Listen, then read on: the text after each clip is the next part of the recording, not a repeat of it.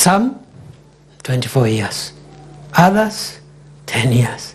If he gets 5, so be it. If he gets how many days, so be it. Mimi nimekuwa naibu wa rais. Today is the 89th day in office. I am working as if this is it. Hakuna siku ingine ni tu. That's how I'm working, because you don't know. We live and work by the grace of God. There was somebody in this office, today he's not here. Now he's giving us ultimatum from funerals. How he will make William Ruto a one-term president, as if that is an achievement. William Ruto's objective is not to serve for 2 terms. It is to use the time that God will give him in office to bring transformative programs in 1, 2, 3 areas and then leave, so that other people can come and take Kenya forward. As his principal assistant, that is my objective too, to support him. So musikuja kututisha na wale. Well, former President Uhuru Kenyatta has added his voice to the recent executive order signed by US President Donald Trump to halt the global medical aid, where he challenged the African leaders to prioritize their vast resources to sustaining quality health care and not engage in war as it has been a norm.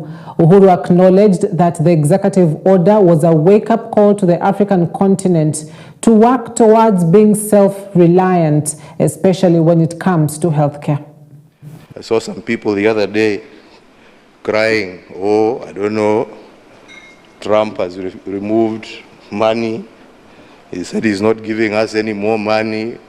Watu wanalia. Why are you crying? It's not your government, it's not your country.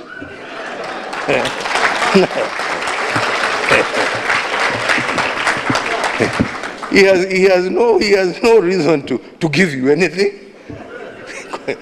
I mean, you don't pay taxes in America. He is appealing to his people. Shauri yenu bwana. This is a wake-up call for you to say, okay, what are we going to do to help ourselves? Instead of crying, tujiulize, what are we going to do? Haya ametoa hiyo pesa, sasa tutafanya namna gani jameni? What are we going to do? Yeah? To support ourselves. Because nobody is going to continue holding out a hand there to give you. It is time for us to use our resources for the right things. We are the ones who are using them for the wrong things. But whether we like it or not, funding for this has to come from ourselves. Yeah?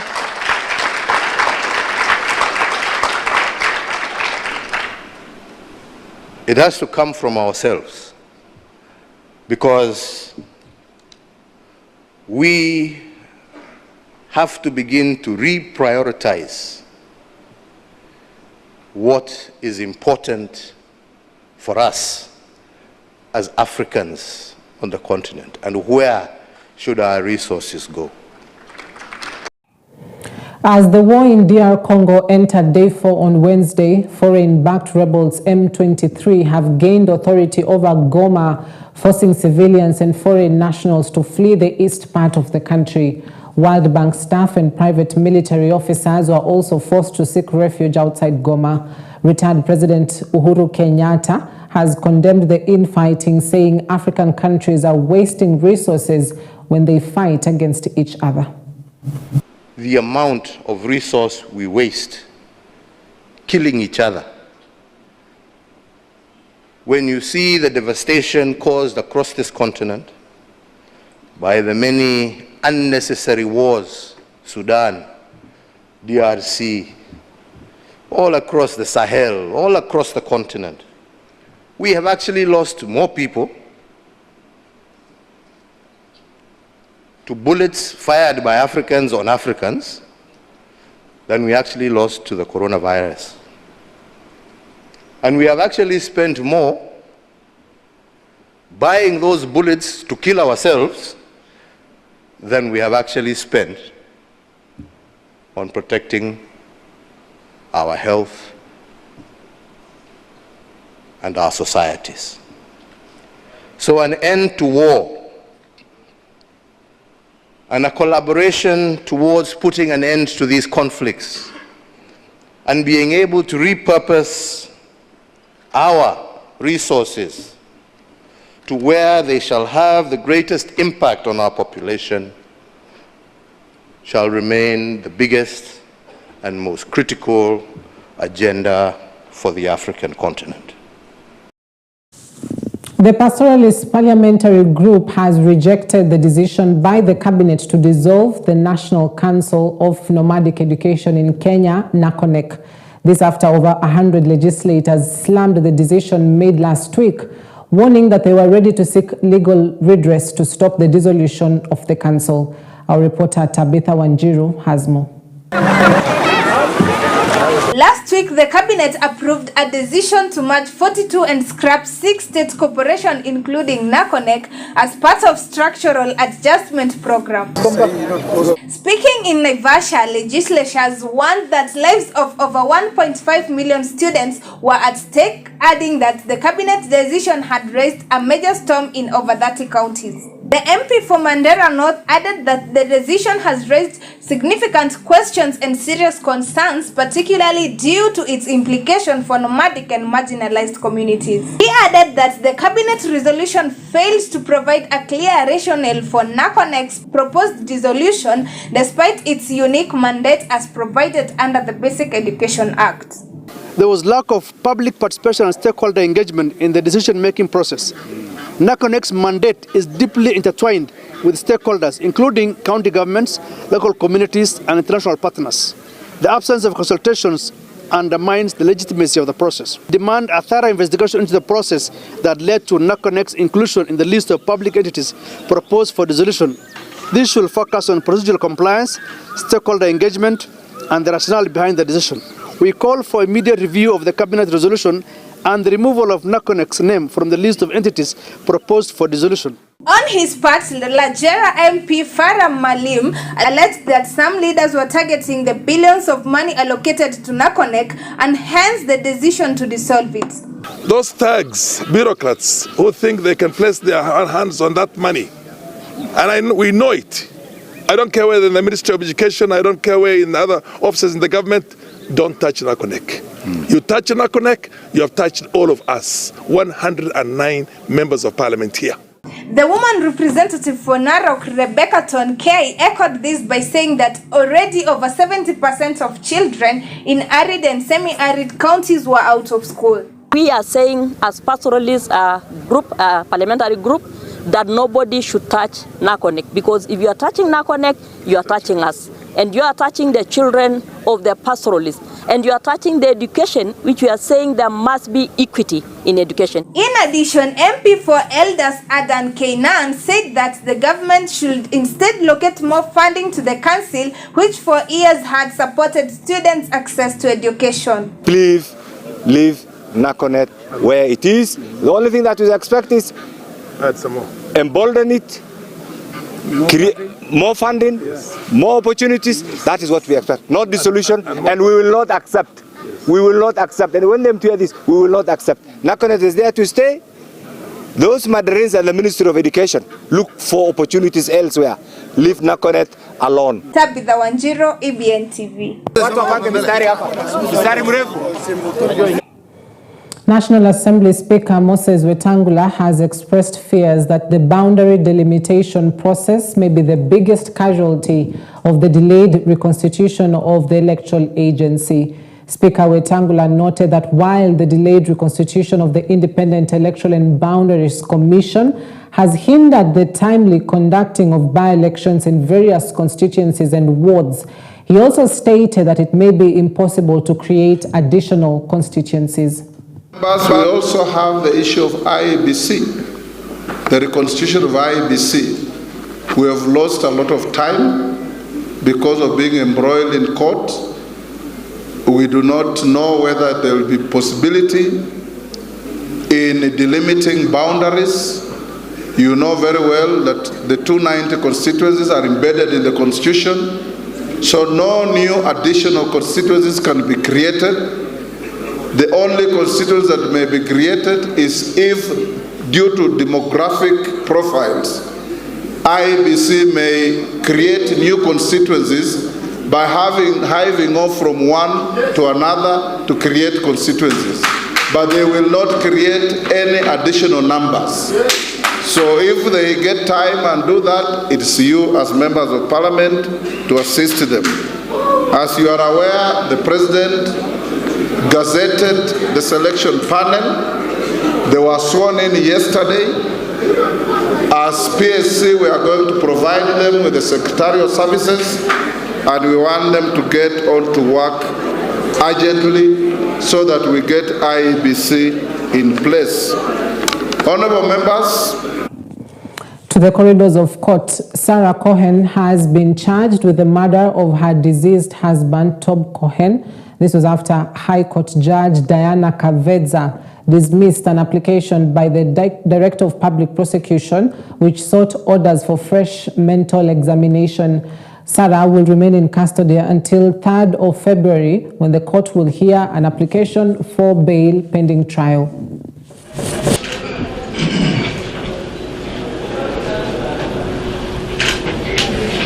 Murder contrary to Section 203 as read in Section 204 of the Penal Code, Cap 63 laws of Kenya. Particulars of the offense: Sarah Wairimu Kamodo, on the night of 19th and 20th July 2019, at the Lower Kabete area within Nairobi County in the Republic of Kenya, jointly with others not before court, murdered Tob Chichu Cohen.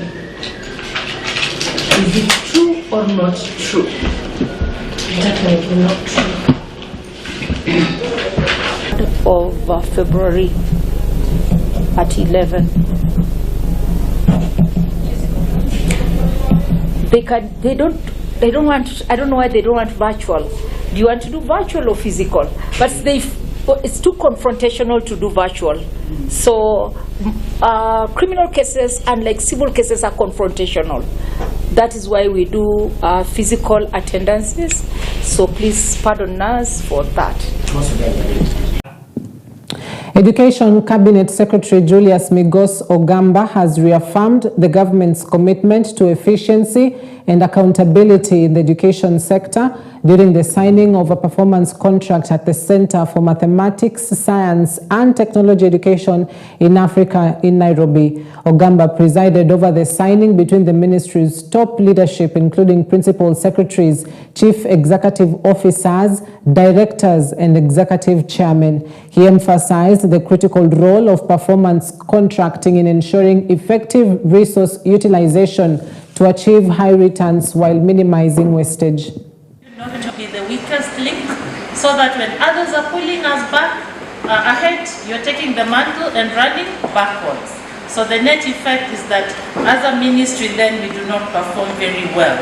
But beyond that, being the education ministry, the ministry that is supposed to produce knowledge, this afternoon is so important for us. It's a time that we commit ourselves, because it's a commitment, just like we teachers commit ourselves when we are teaching, that at the end of the exercise that we do, we expect an assessment and reflect on what we have done for our children. So here in today, we are also going to do this exercise so that later we can reflect on what that was expected of us to do. Their mandates, there is need for harmonious working relationships between the boards of directors and management. I call upon all boards of directors to uphold good corporate governance and practice this corporate governance in reality in the stewardship of the organizations. Similarly, management should cooperate and follow the guidance of their boards of directors. Further, there is need for close consultations with the ministry from time to time to avoid unnecessary conflicts. All right, ladies and gents, allow us to take a quick breather at that point. We'll be back shortly with more news making headlines. Stay with us. Following successful negotiations during the 7th session of Kenya-Egypt Joint Commission for Cooperation held in Nairobi last year, we have signed 4 key memoranda of understanding in maritime security, veterinary services, electricity and renewable energy, and fine arts. And building on that momentum, I am pleased to announce, as you have seen, that we have now concluded an additional 12 memoranda of understanding, expanding our cooperation into political consultation, diplomatic training, investment cooperation, gender equality, maritime partnership, youth empowerment, higher education, and science and technology. Also included is telecommunication and IT, space cooperation, governance and sustainable development, as well as housing, construction, and urban development. These agreements will strengthen trade, investment, education, and technological exchange, unlocking immense opportunities for both our nations. Counties in the Lake Victoria Basin, Central and North Rift Valley, as well as those in the highlands, will continue to receive rainfall in February, with stints of occasional dry spell as the country heads towards the onset of long rains. The Kenya Meteorological Department, in an early March to May forecast, has placed the onset of the long rains in the last week of March and first week of April, with the rains expected to subside in June. The distribution of rain, mostly in counties considered to be the country's food basket, will range from poor to fair as changes in climate continue to affect weather patterns. The peak of the rains is expected to be in April for most regions, except over the coastal strip, where the highest rainfall is expected in the month of May. We are talking about higher than normal rainfall virtually everywhere in the country. The northeastern counties, where we find the counties of Mandera, Marsabit, Wajir, Garissa, where we are, and Isiolo. These areas are expected to experience occasional rainfall, whose amounts are likely to be below the long-term average for the season. 4 suspects out of the 17 suspects accused of killing Kariuki Mwangi, a police officer in Rarieda, will remain remanded after failing to post 500,000 shillings bond. The 4 are among the 17 suspects who were arrested by police for mob killing of the police officer who was on official patrol duty last year using crude weapons and stones. Their lawyer, while appearing before Judge Kemei, requested reduction on the suspects' bonds, a request that the judge declined, stating that the bond given by the court is in line with the charges laid against the suspects and does not need a further reduction. The case is set for another hearing in March, with the 17 suspects expected to table their evidence on the case before the court.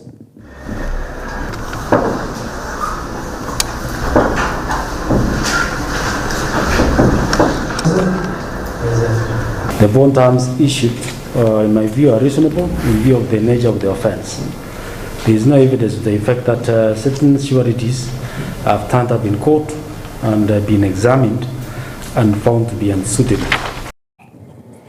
The Kakamega County government has teamed up with Luala Community Alliance to combat neonatal and maternal deaths. This collaboration comes in response to alarming statistics from the Kenya Demographic and Health Survey of 2022, which shows that thousands of women die each year from pregnancy and childbirth-related complications. The national maternal mortality ratio stands at 355 deaths per 100,000 live births, while Kakamega County records 316 deaths per 100,000 live births. Penina Mukabane, the County Executive Committee member for Health, announced that the county is intensifying efforts to improve maternal health care.